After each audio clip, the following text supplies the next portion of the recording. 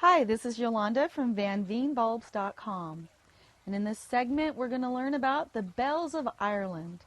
They're a beautiful flower that lives in beautiful hot sun, and they're really not from Ireland at all. So bells of Ireland are from Turkey and the Caucasus Mountains in the Middle East, and they were found back in the 14, 15, 1600s and brought back to Europe. And everyone loved them because they're a great cut flower, and they're that beautiful lime green color that looks beautiful in arrangements. And they bloom every summer faithfully and can live in colder climates as well. And they're annual. So you grow them by seed, and you plant them about 1 or 2 inches deep.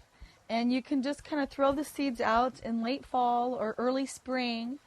And in warmer climates, they'll grow too, but they need a cooling period. So all you have to do is put those seeds in a refrigerator for a few weeks and then turn around and plant them, and they should come right up.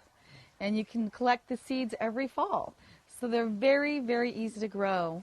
And as I said, they're a great cut flower. The blooms will last 1 to 2 to even 3 weeks. So remember when you plant them to find a location that's pretty sunny.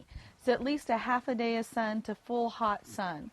And water them really well when they're growing because they don't want to stay too dry, but yet don't keep them too moist either.